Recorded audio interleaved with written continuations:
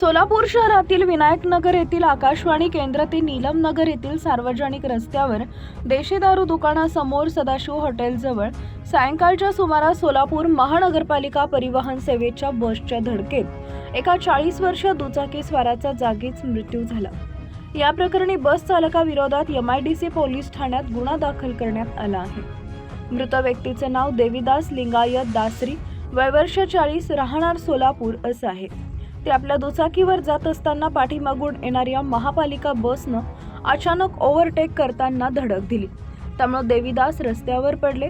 बस चालक कृष्णा इरकल यानं वाहन न थांबवता त्यांच्या अंगावरून बस नेली। बसचं चाक डोक्यावरून व उजव्या हातावरून गेले, तसेच शरीर फरफटत नेल्यानं गंभीर जखमा झाला। यातच त्यांचा मृत्यू झाला।